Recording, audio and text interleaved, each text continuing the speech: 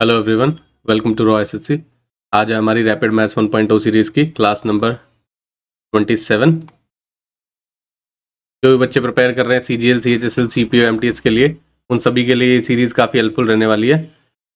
दूसरा, काफ़ी 27th class है ये। 26 क्लासेज हो चुकी हैं जिसमें हम 80% से ऊपर अरिथमेटिक कर चुके हैं। एडवांस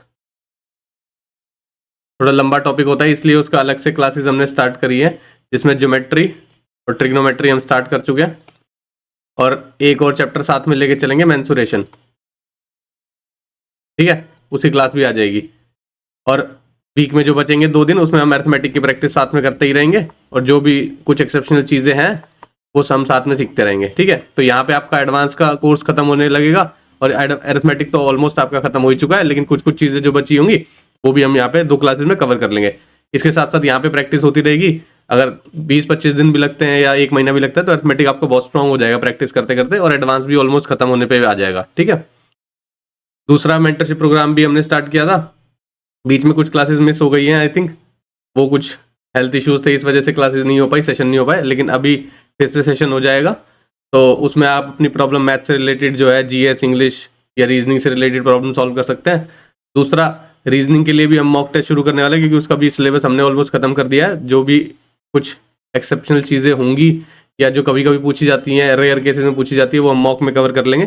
तो मॉक्स वहाँ से शुरू होने वाले हैं अभी हमारे। ठीक है, और दूसरा जो प्रैक्टिस है मॉक की, हम लाइव करने का ट्राई करेंगे ताकि वहाँ पे जो आपकी प्रॉब्लम है वो भी सॉल्व कर पाए। दूसरा, जो डाउट्स आ रहे हैं या आप साथ में जब सॉल्व करेंगे, आपकी स्पीड किस लेवल की है, वो सब चीज़ें भी हम ट्रैक कर पाए। ठीक है, तो आज की क्लास स्टार्ट करते हैं। क्वेश्चन बोल रहा है the income of A is 30% less than the income of B and the income of B is 137.5% more than of C। तीनों की इनकम की बात कर रहा है, ABC है।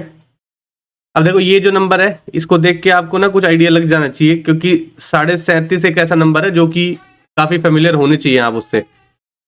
12.5 से 37.5 जा सकते हो इंटू 3 करके। 12.5 आपको पता होता है 1/8 होता है फ्रैक्शन, इसका 3 टाइम्स कर दिया तो ये 3/8 होगा। तो ये 137% है, तो इसमें 100% इसका ऐड भी करना पड़ेगा। वो देखते हैं अभी क्या करेंगे हम। पहले बोल रहा है जो B की इनकम है वो 137.5% मोर है C से। C की इनकम अगर 1 होगी, इसका 137.5% मोर करना है ना, तो यानी कि इसका 137.5% निकालना पड़ेगा आपको। ये तो 37.5% है, इसका 137% करोगे तो इसमें जो 100% वैल्यू है वो ऊपर ऐड करनी पड़ेगी, तो यानी कि 11/8 हो जाएगी। अब इसका 137.5% निकालना है आपको। ठीक है, तो इसका 137.5% कितना हो जाएगा, 8 इंटू 11/8, यानी कि 11 वैल्यू होगी। इससे 11 ज्यादा है, तो 8 से 11 ज्यादा होगा तो कितनी वैल्यू हो जाएगी उसकी, 9 वैल्यू हो जाए, 9 कह रहा हूं 19 वैल्यू हो जाएगी। यानी कि B की वैल्यू कितनी है, 19। फिर बोल रहा था कि A is 30% less than the income of B। अब देखो 30% निकालोगे तो इसमें डेसिमल आ जाएगा, तो आप यहाँ पे 80 ले सकते हो, यहाँ से 190 ले सकते हो, कोई फर्क नहीं पड़ रहा, क्योंकि रेशो की बात कर रहे हैं हम तो यहाँ पे। ठीक है, 30% लेस निकालोगे तो यानी कि A की जो वैल्यू है वो 70 पर है, 190 का। 190 का 70% अगर आप निकालोगे तो ये हो जाता है 9 से 63, 6, 7 एकम 7, 7 और 6 13, 133 हो गया। ये तीनों की वैल्यू हो गई रेशो की टर्म्स में जो दिया हुआ है। ये जो किया है ना हमने 137.5% का, वो ध्यान से समझ लेना क्या किया है। नहीं समझ में आया रिपीट में करके देख लेना, क्योंकि ये नंबर अच्छा नंबर है, काफी बार पूछा जाता है 37.5%, तो इसकी फ्रैक्शनल वैल्यू आपको याद होनी चाहिए। ठीक है, फिर बोल रहा है if the income of A is 28,500 less than of B। Income of A is 28,500 less than of B। यहाँ पे कितना लेस है, देखो यहाँ पे 40 हो जाएगा, ये 50, 57 लेस है। तो यहाँ पे क्वेश्चन में क्या किया हुआ है, 57 की वैल्यू आपको दी हुई है 28,500। एक की वैल्यू कितनी हो जाएगी, 28,500 अपॉन 57। आपसे पूछी किसकी वैल्यू है, C की वैल्यू पूछी है। C कितना है हमारे पास, 80 की निकाल दो। 57 से सीधा चला जा रहा है 5 पे, 500, 8 5 40, 40,000 हो गया। C की वैल्यू कितनी आ गई, 40,000, जो कि है ऑप्शन A। सिंपल क्वेश्चन है, लेकिन जो ये रेशो बनाना है इसमें वो अच्छा दिया हुआ है, थोड़ा सा वो ट्रिकी भी है, क्योंकि यहां से यहां 137.5% बढ़ के लेना, 137.5% होना या 137.5% ज्यादा होना, इन दोनों बातों में फर्क है, ये समझ लेना। ये जो मोर लगा हुआ है ये अलग चीज है। अगर यहाँ पे 8 होता और आपसे बोलता ये जो बी है वो सी का 137.5% है, तो 11/8 करते, सीधा वैल्यू 11 आ जाती, यहाँ पे 11 लिख देते आप। लेकिन उसने बोला 137.5% ज्यादा है उससे ज्यादा करोगे तो उसमें प्लस करना पड़ेगा ना 11 को, तो इसलिए हमने 11 को प्लस किया था। समझ में आया? ये ध्यान से समझना, ये वाली स्टेटमेंट में बच्चे गड़बड़ कर सकते हो तो आपका आंसर मैच नहीं करेगा। ठीक है, वहां पे एरर होता जाएगा, तो आप जब रेशो वो करोगे ना कंपेयर, तो आपका आंसर सही नहीं आएगा। ठीक है, नेक्स्ट क्वेश्चन देखते हैं। बोल रहा है in an examination 45% of the all students who appeared are boys and rest are girls. मान लो 1000 मान लेते हैं या 100 ही मान लेते हैं, चलो 1000 से करते हैं, इजी पड़ेगा और ज्यादा। 45% बॉयज है, यानी कि बॉयज कितने 450, गर्ल्स कितनी है 550। 60% of the boys and 70% of the girls passed. Pass के देखेंगे कितना आएंगे, कितना बॉयज पास है 60%, इसका 60% निकालोगे तो कितना आ जाएगा 45 इंटू 6 आएगा, 6 पंजे 30, 3 6 चौक 24, 24 और 3 27, 270 बॉयज पास है। गर्ल्स कितनी पास है 70% बोल रहा है, 70% इसका निकालोगे तो 55 इंटू 7 आएगा, 7 पंजे 35, 3 7 पंजे 35 और 3 38, 385। Then what is the percentage of students who failed, जो फेल हो गए वो बताओ। अब देखो 450 में से इतने बच्चे पास हो गए तो फेल कितने हो गए 300, 150 और 300 180 हो गए। यहाँ पे कितने हो गए फेल जो गर्ल्स है, 400 कर लो इसको, 150 यहाँ पे हो गया, 150 और 15 165 यहाँ पे हो गया। सही है, तो टोटल फेल्ड स्टूडेंट कितने हैं 180 में 165 प्लस करोगे 180 280 हो गया, 280 और 60 340 हो गया, 345 हो गया। 345 फेल्ड है कितने में से 1000 में से, इंटू 100% निकालने के लिए 2 से 2 जीरो कट गया, एक डेसिमल ऊपर कर दोगे 34.5% आपका आंसर आ जाएगा, जो कि है ऑप्शन डी। समझ में आया? सिंपल क्वेश्चन है, जो बोला है उस तरह से प्रोसीड किया है। आप 1000 ले सकते हो, 100 ले सकते हो, कोई फर्क नहीं पड़ रहा, लेकिन 100 लेने से क्या फर्क पड़ेगा, आपका शायद डेसिमल में आंसर आ जाएगा यहाँ पे 38.5। तो आप कहोगे गर्ल्स डेसिमल में कहाँ हो सकती है, तो इसलिए ठीक है, हम रेशो में वो कर रहे थे, एज्यूम की हुई थी चीजें, तो लेट में चल सकती है डेसिमल में। लेकिन अगर आप नॉर्मली बात करोगे तो कोई भी ऑब्वियस सी बात है, ना बॉय ना गर्ल डेसिमल में नहीं आ सकते। ठीक है, तो आप 1000 लेके कर सकते हो। नेक्स्ट क्वेश्चन देखते हैं। When x is subtracted from each of this, the numbers obtained is in the order are in proportion. What is the value of x? ये proportion में होंगे अगर इनमें से x माइनस कर दिया गया, is equal to 55 minus x upon 91 minus x। ये बोल रहा है ये प्रोपोर्शन में होंगे अगर इनमें से सब में से हमने x माइनस कर दिया। ठीक है, इसका सबसे आसान तरीका होता है सॉल्व करने का, ऑप्शन उठाओ, ऑप्शन पुट कर दो। नहीं तो क्या है ना, जब आप मल्टीप्लाई करोगे तो थोड़ा सा कैलकुलेशन लंबी हो जाती है, इसमें आंसर तब भी आ जाएगा क्योंकि एक्स स्क्वायर कट जाता है, कोई स्प्लिटिंग मिडिल टर्म नहीं होती इसमें, कोई क्वाड्रेटिक इक्वेशन नहीं बनती, लीनियर इक्वेशन बनती है, आप निकाल सकते हो आराम से। लेकिन ये जो मल्टीप्लाई करना पड़ेगा ना 19 को 91 से, 55 को 28 से, ये थोड़ा सा लेंदी हो जाता है, तो इसलिए हिट एंड ट्रायल से भी आप कर सकते हो। देखो अगर 8 रखोगे एक्स की जगह तो पहले वाले केस में क्या आएगा, 19 में से 8 गया 11, 11/8 गया 20, यहाँ पे 8 चला गया कितना 5 और 3 वहां चले जाएंगे 47, यहाँ से 8 चला गया तो कितना बचेगा 86 कह रहा हूँ सॉरी 84। ठीक है, क्या ये कट रहा है आपस में, नहीं कट रहा है, प्रोपोर्शन में नहीं है, गलत हो गया। सेकंड देखो 7 माइनस करेंगे, 19 में से 7 गया 12, 28 में से 7 गया 21, 55 में से 7 गया 48, इसमें से 7 गया कितना हो जाएगा, यहाँ पर 83 आना चाहिए था ना, हाँ 83 आना चाहिए था यहाँ पे, और यहाँ पर आएगा 84। 7 माइनस करना ना 91 में से, 84 आ जाएगा। काट के देख लो, 3 सत्ते 81, 3 चौक 12, यहाँ पे जा रहा है तो देखो 12 सत्ते 84, 12 चौक 48, यहाँ भी 4/7 हो गया, यहाँ भी 4/7 हो गया, प्रोपोर्शन में है, यानी कि ऑप्शन बी आपका सही आंसर है, और चेक करने की जरूरत ही नहीं है। लेकिन अगर मान लो आपका ऑप्शन डी सही आंसर है तो भी कर सकते हो, क्योंकि ये सिंपल चल रहा है, आप इसको काट सकते हो, माइनस कर सकते हो, लेकिन इसको माइनस करके इधर उधर करोगे ना तो बाय चांस कैलकुलेशन में गलती होने के चांसेस भी बन सकते हैं। मल्टीप्लाई अगर आपने गलत कर दिया तो भी गलत हो सकता है। तो ये वाला क्वेश्चन हिट एंड ट्रायल से इस तरह से ऑप्शन उठा के आराम से हो जाता है, तो आप ऑप्शन उठा के ही करोगे इसको, ठीक है। नेक्स्ट क्वेश्चन देखते हैं। What is the difference in the mean proportional between this and the third proportional of this. इसका मीन प्रोपोर्शन निकालना है तो क्या होता है, into 3.2 under root A B होता है, और इसका थर्ड प्रोपोर्शन निकालना है 5/3 is equal to 3/x। X की वैल्यू क्या हो जाएगी 9/5, ठीक है। ये हो गई, डेसिमल में निकालनी है, क्या हो जाएगा 5 एकम 5 और 1 8, 1.8 हो गई। इसकी वैल्यू निकालोगे तो दोनों डेसिमल हटा के नीचे 100 कर दोगे, 100 रूट से बाहर आएगा तो 10 हो जाएगा। इसको क्या लिख सकते हो आप 9 इंटू 2, इसको क्या लिख सकते हो 8 4 से 32, ये लिख सकते हो। 9 से देखो 3 बाहर आ जाएगा, 4 से देखो 2 बाहर आ जाएगा, 8 दूनी 16, 16 से 4 बाहर आ जाएगा अपॉन 10, क्या हो गया 4 दूनी 8, 8 या 24, 24/10 हो जाएगा, यानी कि 2.4 हो जाएगा। अब इसमें और इसमें डिफरेंस पूछ रहा है आपसे, कितना हो जाएगा 0.6 का डिफरेंस है, 2.4 में से 1.8 माइनस करोगे तो 0.6 आएगा, यानी कि ऑप्शन ए सही आंसर है। यहाँ पे सिंपल है, आपको ये बताना चाहिए मीन प्रोपोर्शन क्या होता है, अंडर रूट ए बी होता है, और थर्ड प्रोपोर्शन कैसे निकालते हैं, a/b is equal to b/c, ये होता है थर्ड प्रोपोर्शन। पहले बता चुका हूं इसलिए डायरेक्ट लिखा था, लेकिन फिर भी फॉर्मूला मैंने लिख दिया यहाँ पे, ठीक है।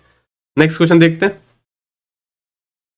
इन a class the ratio of rural to urban students is इतना, रेशियो दिया हुआ है रूरल का अर्बन से कितना 4:7। In an examination the average percentage marks of the rural and the urban students are इतना एंड इतना, एवरेज परसेंटेज मार्क्स दिया हुआ है, ठीक है। What is the overall average percentage marks of the class. Average का फॉर्मूला आपको बताया था, एवरेज क्या होता है sum of all the observation upon number of observation. हम मान लेते हैं रूरल में बच्चे ही 4 थे और अर्बन में 7 थे, उनका एवरेज कितना आ रहा है, एक का आ रहा है 65, एक का आ रहा है 63। अगर दोनों को मल्टीप्लाई करते हो, एवरेज को नंबर ऑफ ऑब्जर्वेशन से मल्टीप्लाई करते हो तो सम आ जाएगा, इसको इससे मल्टीप्लाई करो, 5 चौक 20, 2 6 चौक 24 और 2 26, 7 21, 2 7 छिक 42 और 2 44, ये हो गया, सम आ गया ये। अब पूछा है ओवरऑल एवरेज, तो इन दोनों का सम करोगे कितना हो जाएगा 1, 6 और 4 10, 4 2 6 1 7, 701 हो गया। अब देखो टोटल एवरेज निकालना है तो total sum upon total number of observation कितनी है, 7 और 4 11, टोटल 11 स्टूडेंट्स थे वहां पे, हमने लेट तो कर लिया, 7 है 4 है, तो टोटल निकालना है, तो टोटल 11 से डिवाइड करोगे, 11 छिक 66, 4 बचेगा 1, 11 तिया 33.63.73 आंसर आएगा, वो एक ही ऑप्शन में, ऑप्शन सी आपका सही आंसर हो जाएगा। समझ में आया, एवरेज का कॉन्सेप्ट लग रहा है, बार बार सिखा चुका हूं ये फॉर्मूले से कैसे सॉल्व करोगे, सिर्फ ओवरऑल एवरेज पूछिए वो निकाल दिया हमने। नेक्स्ट क्वेश्चन देखते हैं।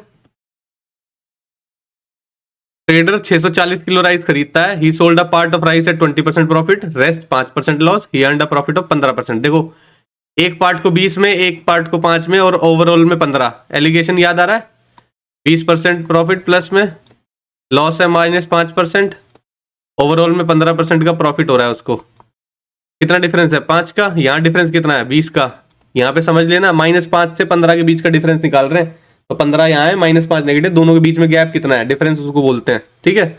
20 का कितना हो गया, 5 से काट दो, 5 चौक 20, 4:1 रेशो हो गया, ये क्वांटिटी का रेशो निकल के आता है, ठीक है। अब 640 किलो क्वांटिटी थी, टोटल कितनी आई है 5, हमसे कितनी पूछी है 5% लॉस, 5% लॉस वाला ये रहा, तो यानी कि 1 की वैल्यू पूछी है, 1 की वैल्यू यहाँ से सीधी निकल जाएगी, 5 एकम 5, 5 दूनी 10 और 5 अट्ठे 40, 128, यानी कि ऑप्शन ए सही आंसर है आपका। पहले कर चुके हैं, सिंपल एलिगेशन लग रहा है और कुछ नहीं हो रहा, ठीक है। नेक्स्ट क्वेश्चन देखते हैं। Some fruits are bought at 15 rupees for 140, ठीक है, and equal number of fruits are at 10 120। देखो या तो यहां 15 फ्रूट दिए हुए हैं 140 रुपए के, और इक्वल नंबर ऑफ फ्रूट्स खरीद रहे हैं 10 रुपए के, मतलब 10 फ्रूट खरीद रहा है वो 120 रुपए के, तो या तो यहाँ आपको 30 बना लो, इसके भी 30 खरीदे उसके भी 30 खरीदे, या आप 15 बना लो, उसके इसके भी 15 खरीदे उसके भी 15 खरीदे। तो यहाँ अगर 10 खरीदे है तो 15 खरीदने के लिए कितने करने पड़ेंगे, और इसमें 60 रुपए और ऐड करने पड़ेंगे, क्योंकि 10 की वैल्यू 120 है, 5 की वैल्यू 160 हो जाएगी, तो 15 की वैल्यू कितनी होगी 180, तो यहाँ पे 15 खरीदेगा 180 रुपए में खरीदेगा। ठीक है, तो टोटल उसने कितने 30 फ्रूट खरीदे हैं, कितने में, इन दोनों को ऐड करोगे 320 रुपए में। ठीक है ना, 30 फ्रूट खरीद लिए उसने 320 रुपए में।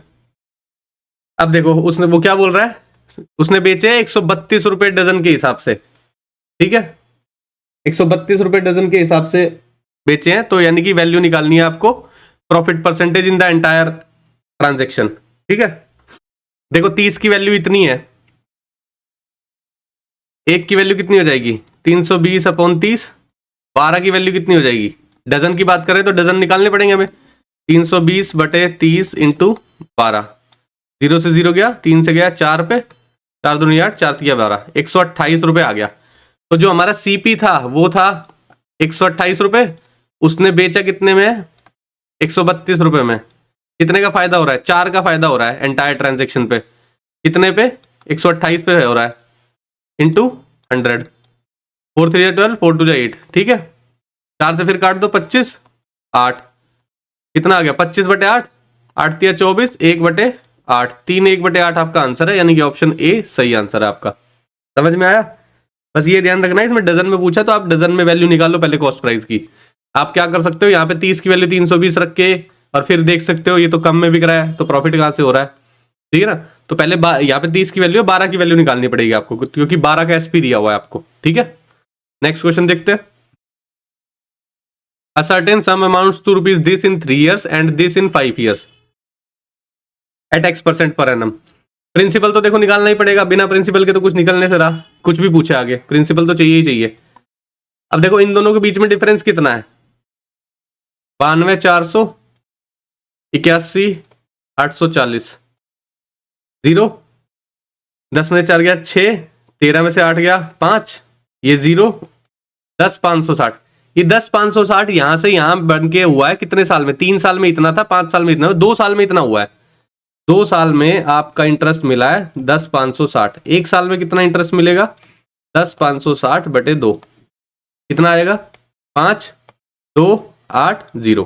ठीक है, अब देखो 3 साल में यहां तक पहुंच गया था, तो हम 3 साल पीछे जाना चाहते हैं प्रिंसिपल अमाउंट पे, तो 3 साल का माइनस करना पड़ेगा, तो 3 की वैल्यू भी निकाल लो यहां से, 3 कितना होगा, इसको 3 से मल्टीप्लाई कर देंगे, 0 8 तिया 24, 2 3 दूनी 6 और 2 8, 5 तिया 15, 15 840 है 3 साल का।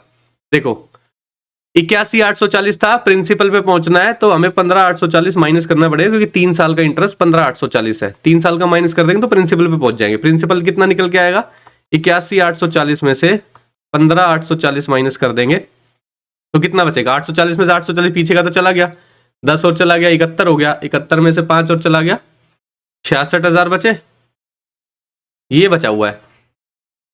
पूछ रहा है use simple interest if the rate of interest become x plus 2%, then how many years will the same sum double itself। Double करना है, देखते हैं कितने साल में होगा। हमें क्या करना है एक्चुअल में, 66,000 से इसका डबल कितना होगा 132, 1,32,000 करना है हमें। ठीक है, कितने साल में हो रहा है, हमें अगर 1 साल का इंटरेस्ट पता चल गया तो हमें पता लगा लेंगे, क्योंकि हमें 66,000 की वैल्यू इंक्रीज करनी है। 1 साल का इंटरेस्ट हमारा ये था, लेकिन उसके बाद ये कह रहा है x प्लस 2% है, ये हमें x की वैल्यू दे रखी है, x% के हिसाब से इतना ब्याज मिल रहा था हमें 1 साल का, वो x% कुछ भी हो सकता है, हमें लेना देना नहीं है उसे, हमें बस बढ़ाना है 2%। अगर हम इसका 2% बढ़ा दोगे तो कितना हो जाएगा, 66,000 का 2% कितना होता है 660 इंटू 2, भाई 2 0 से 2 0 कट जाएगी, इसलिए मैं लिख नहीं रहा हूँ, 6 दूनी 12, 6 दूनी 12 13, 1320। पहले इंटरेस्ट इतना था, 2% बढ़ा के तो x प्लस 2% हो गया, इन दोनों को ऐड करोगे तो टोटल इंटरेस्ट कितना हो गया 5280 प्लस 1320, कितना आ गया 2 8 और 2 10, 3 2 5 और 1 6, 6600। 1 साल का इंटरेस्ट हो गया, ये 1 साल का आया क्योंकि ये भी 1 साल का था और ये भी हमने प्लस 2% करके 1 साल का निकाला है। 1 साल में 6600 मिल रहा है, हमें कितने चाहिए एक्स्ट्रा में, यहाँ पे 6600 का 66,000 का इंक्रीमेंट करना है, तो हमें कितने साल लग जाएंगे भाई, 1 साल में 6600 मिल रहा है तो 66,000 करने के लिए कितने साल लगेंगे, 10 साल ही तो लगेंगे। इसको 10 से मल्टीप्लाई कर दोगे 66,000 हो जाएगा, तो 10 ईयर्स आप लग जाएंगे डबल होने के लिए। इसको ऑप्शन सी आपका सही आंसर हो जाएगा। समझ में आया, थोड़ा टुकड़ों में दिया हुआ है क्वेश्चन, समेट के करना है चीजों को, 1 साल का निकालना है, पीछे प्रिंसिपल पे जाना है, फिर वो चीजें ध्यान रखनी है। ठीक है, प्रोसेस आपके दिमाग में चलते रहना चाहिए कि आपको कहां से कहां प्रोसीड करना है। ठीक है, तो वैसे क्वेश्चन मुश्किल नहीं है। नेक्स्ट क्वेश्चन देखते हैं। What is the compound interest on sum this for इतना 15% per annum if the interest is compounded 5 monthly.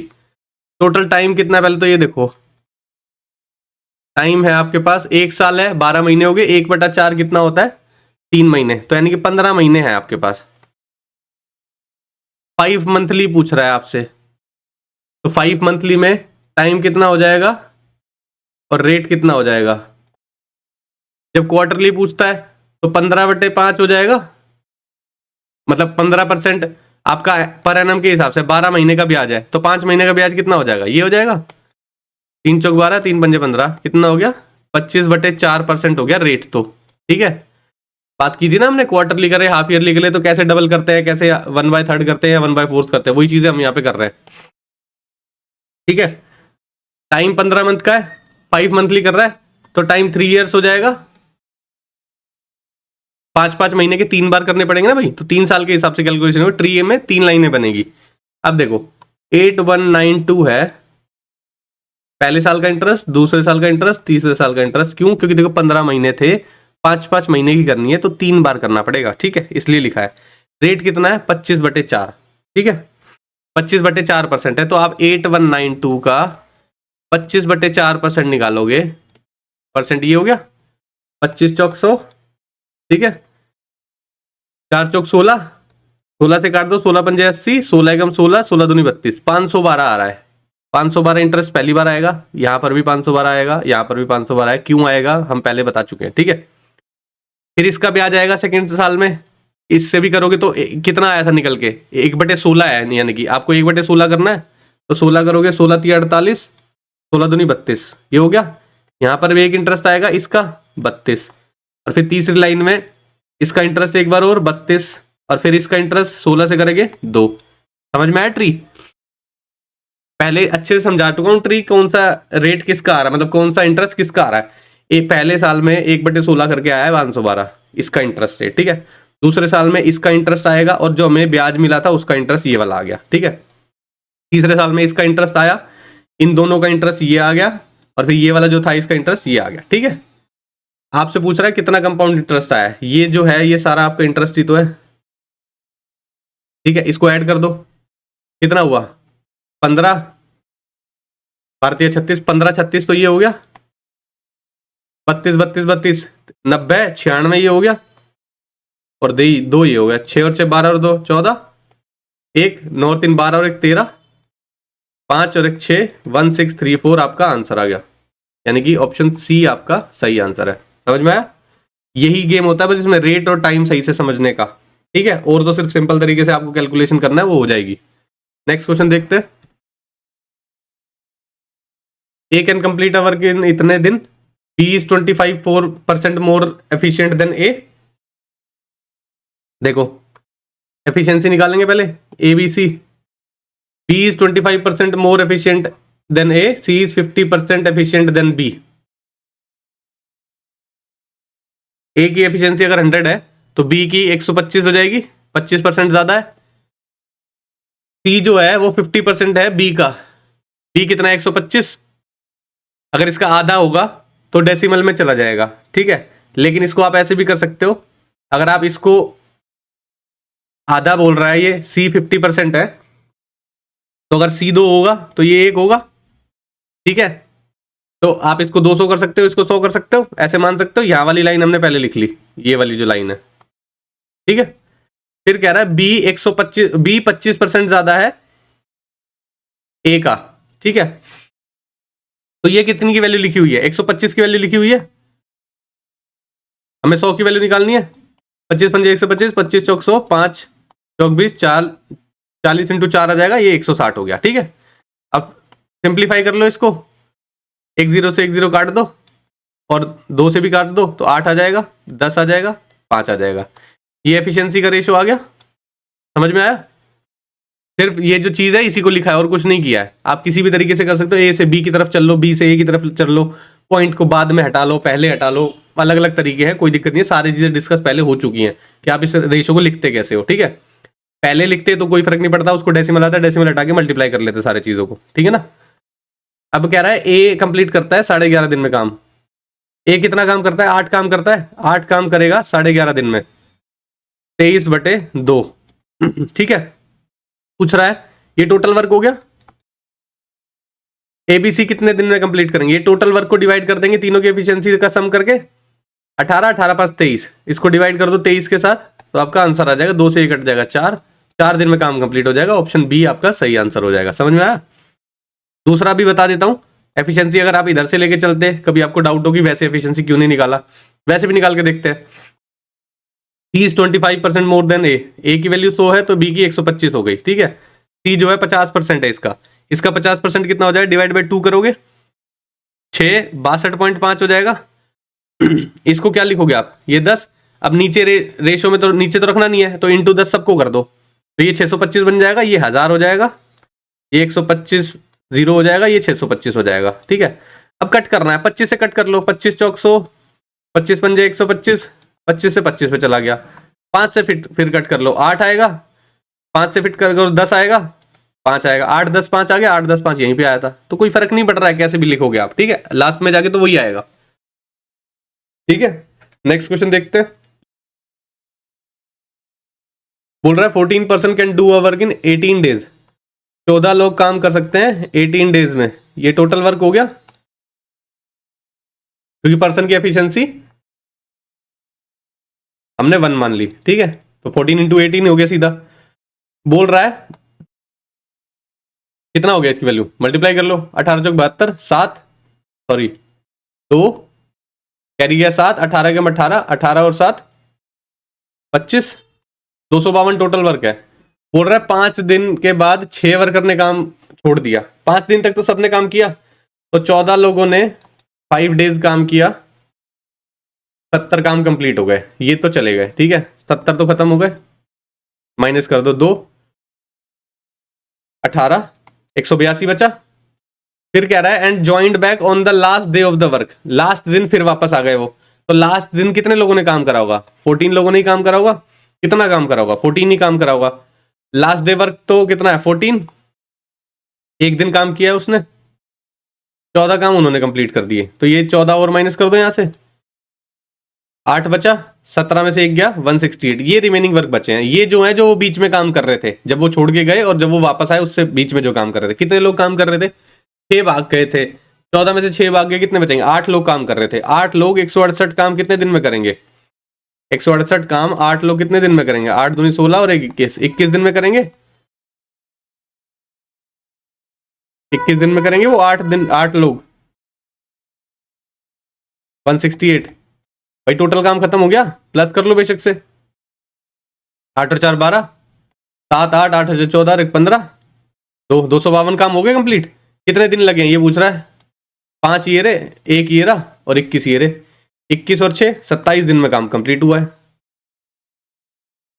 ठीक है ना। ऑप्शन डी आपका सही आंसर हो जाएगा, सिंपल है। नेक्स्ट क्वेश्चन देखते हैं।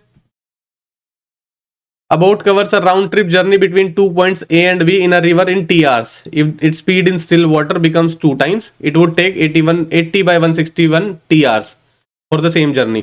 Find the ratio of its speed in still water to the speed of river. ठीक है, राउंड ट्रिप की बात कर रहा है पहली बात तो, ठीक है। हमें डिस्टेंस नहीं पता, डिस्टेंस x मान लेते हैं, ठीक है। अप स्ट्रीम डाउन स्ट्रीम कुछ नहीं पता है, बाद में ट्वाइस भी करना है। डाउन स्ट्रीम क्या होगी? बोट की स्पीड प्लस स्ट्रीम की स्पीड। अपस्ट्रीम क्या होगी? बोट की स्पीड माइनस स्पीड की स्ट्रीम, यही होती है, ठीक है। अब देखते हैं क्या बोल रहा है। राउंड ट्रिप किया उसने, तो डिस्टेंस चला पहले, राउंड ट्रिप पहले अपस्ट्रीम में जाएगा, बी माइनस कैसी कर दो, पहले नीचे गया ऊपर गया, या पहले ऊपर गया फिर नीचे गया, कोई फर्क नहीं पड़ रहा उससे, ठीक है। Plus x upon B plus S, ये कितने देर में कर रहा है? टी आवर्स में कर रहा है। Distance upon speed time, distance upon speed time, तो टोटल टाइम उसने कितने लिया? टी आवर्स लिया, ठीक है। ये पहली इक्वेशन बन गई। फिर बोल रहा है उसने स्टिल वाटर में स्पीड डबल कर दी, यानी कि बी की वैल्यू डबल हो गई, तो 2b minus S plus 2b plus S, इस अब कितना टाइम लगा? 80 बाय 161 टी, अब इतना टाइम लग गया, सॉल्व कर लो इसको, एक्स कॉमन ले लो, एलसीएम लोगे तो एस से एस कट जाएगा, 2b upon B square minus S square होगा, क्यों, A plus B A minus B का फॉर्मूला हो, ये बन जाएगा, ठीक है, इज इक्वल टू टी। यहाँ पे करोगे एक्स कॉमन ले लिया, यहाँ पे भी एस कट जाएगा, 4b ऊपर आ जाएगा, नीचे क्या आएगा 4b square minus S square. यहाँ पे भी ए स्क्वायर माइनस मतलब ए plus B A minus B का फॉर्मूला यूज करोगे, ए स्क्वायर माइनस बी स्क्वायर, वो चीज आ जाएगी आपको 80 अपॉन 161 इंटू टी, ठीक है। अब देखो कुछ ना कुछ तो इधर से उधर करना पड़ेगा, तभी आपको वैल्यू निकलेगी, ये चीज चाहिए आपको। तो टी की वैल्यू आपके पास डायरेक्ट दी हुई है, यहाँ पे टी की वैल्यू रख देते हैं, फिर देखते हैं क्या आता है। X into 4b upon 4b square minus S square is equal to 80 upon 161। T की वैल्यू कितनी है, x 2b upon B square minus S square, ठीक है। देखो एक्स से एक्स कट गया, 2b से ये 2 पे चला गया, ठीक है। और क्या बचा हुआ है वो देखो, क्या क्रॉस मल्टीप्लाई करना पड़ेगा वो देख लेते हैं, अगर नहीं करना तो वो देख लेते हैं। क्या चीज है यहाँ पे करके देखते हैं, बिल्कुल करना ही पड़ेगा आई थिंक, ठीक है। क्रॉस मल्टीप्लाई करोगे आप, ये कितना हो जाएगा, 2 से मल्टीप्लाई करोगे आप इसको, 2 6 दूनी 12 322 322 और फिर ये B square minus S, 322 B square minus 322 S square, ठीक है, इज इक्वल टू इसको इससे मल्टीप्लाई करोगे 8 चौक 32 320 B square minus 80 S square, ठीक है। तो 320 बी स्क्वायर उधर चला जाएगा, यहाँ पे लाइन खींच लो, ये देखो क्या होगा, इधर जाएंगे बी स्क्वायर की वैल्यू लेके 2b स्क्वायर बचेगा,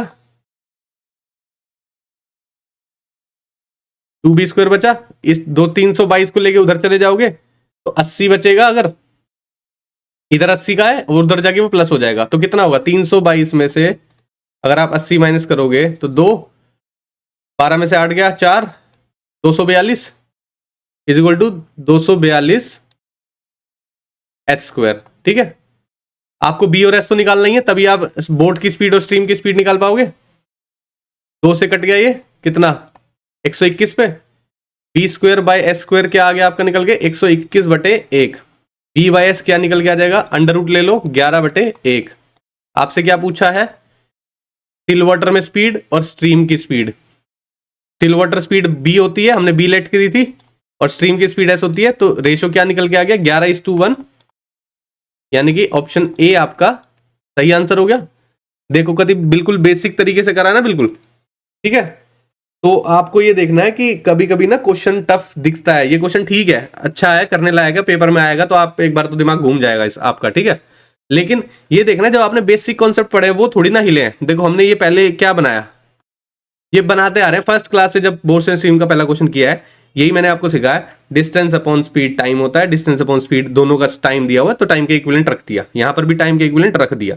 उसके बाद अगर आप कितना एक्टिव हो कि आप वेरिएबल को इधर से उधर करके सॉल्व कर पा रहे हो, बस उतना ही तो करना है, क्योंकि आपको ये पता चल गया था आपको बी और एस चाहिए।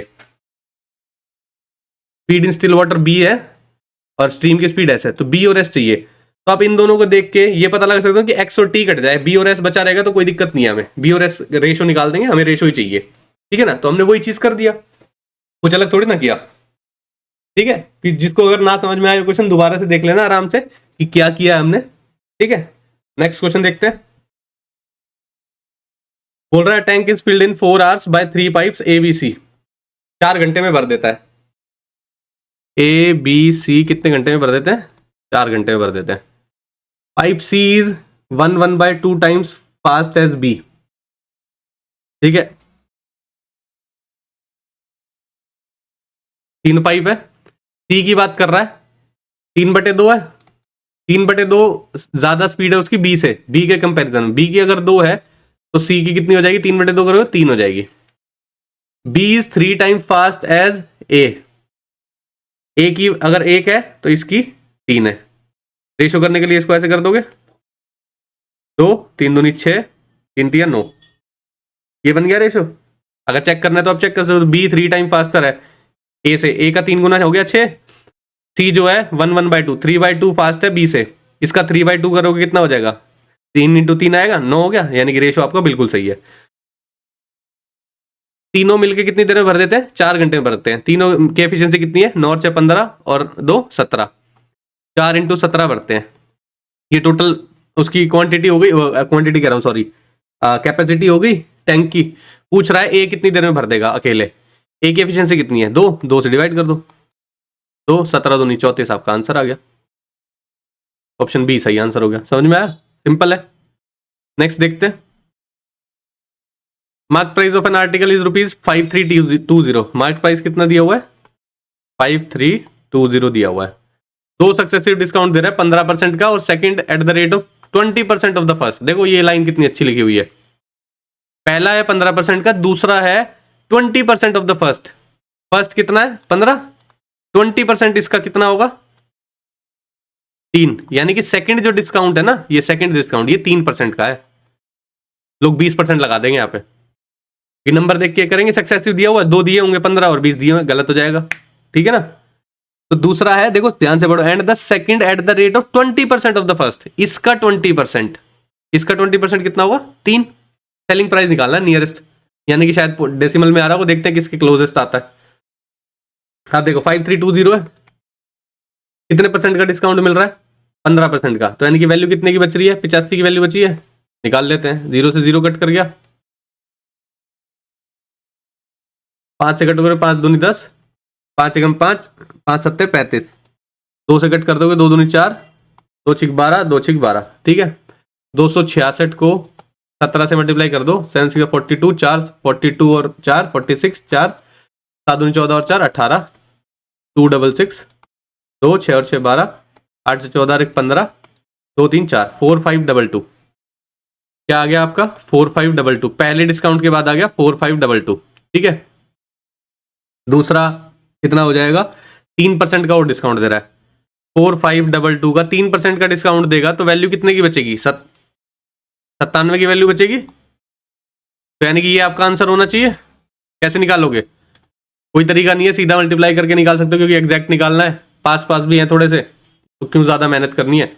4522 को सीधा सीधा मल्टीप्लाई कर लो 97 से, 7 दूनी 14, 7 दूनी 14 और 1 15, 7 पंजे 35 और 1 36, 7 चौक 28 और 3 31, 9 दूनी 18, 9 दूनी 18 और 1 19, 9 पंजे 45 और 1 46, 4 9 चौक 36 और 4 40, 4 8 और 5 13, 9 6 15 और 1 16, 6 और 1 7 और 1 8, 3 438634, 438634 डिवाइड बाय 100, डेसिमल आ जाएगा यहाँ पे, क्या आ जाएगा 4386.34, यानी कि 4386 है, नियरेस्ट पूछा है, ऑप्शन ए मैच कर रहा है, ऑप्शन ए सही हो जाएगा आपका। समझ में आया, बस ये ध्यान देने वाली बात थी कि ये जो बोल रहा है 20% ऑफ द फर्स्ट, बस उसके बाद तो थोड़ा कैलकुलेटिव है तो कर सकते हो सॉल्व। नेक्स्ट क्वेश्चन देखते हैं, सिंप्लीफिकेशन का क्वेश्चन है, देखते हैं क्या बोल रहा है। 120 divide by 15 of 4 plus 11 into 4 divide by 4 of bracket 4 into 2 minus 8 minus 11 bracket close कर दिए। पीछे सॉल्व करता स्टार्ट करेंगे, ब्रैकेट सॉल्व करेंगे सबसे पहले। तो ये कितना हो जाएगा, माइनस का 3 हो जाएगा, माइनस का 3, ये माइनस है बाहर तो प्लस का 3 हो जाएगा।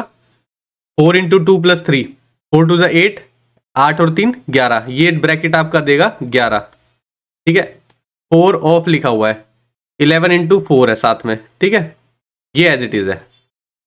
ब्रैकेट खोल के पहले ऑफ सॉल्व करोगे, ठीक है ना, यहाँ पे डिवाइड है तो कितना हो जाएगा 44 हो जाएगा, तो 11 इंटू 4 ये डिवाइड 44, ठीक है। तो ये क्या निकल गया है 11 इंटू 4 अपॉन 44, ये कैंसिल हो गया 1 हो गया। तो इधर का सेम एज इट इज चल रहा है, ये ब्रैकेट के अंदर सब सॉल्व करके 1 आ गया। पहले ऑफ को सॉल्व करोगे, 120 डिवाइड बाय 15 चौके 60 होता है, प्लस आ जाएगा यहाँ पे, ठीक है, प्लस है। डिवाइड करोगे तो 2 आ जाएगा, तो 2 प्लस 1 आना चाहिए आंसर, 2 प्लस 1 कितना हो जाएगा 3, ऑप्शन 3 आपका सही आंसर है यहाँ पे, ठीक है। ये था लास्ट क्वेश्चन आज का। कुछ अच्छे क्वेश्चन थे, कुछ प्रैक्टिस के लिए भी क्वेश्चन रखे गए थे। आई होप आपको सारे क्वेश्चन समझ में आए होंगे। जो क्वेश्चन नहीं समझ में आया वो कमेंट सेक्शन में पूछ सकते हैं आप, या कोई भी और प्रॉब्लम आपकी इस क्लास से रिलेटेड आप कमेंट सेक्शन में पूछ सकते हैं, ठीक है। मैं चेक करके आपका रिप्लाई कर दूंगा, ठीक है, अगर कोई डाउट आ रहा होगा तो आपको, ठीक है। तो आज की क्लास के लिए इतना ही रखते हैं, मिलते हैं नेक्स्ट क्लास में। Thank you.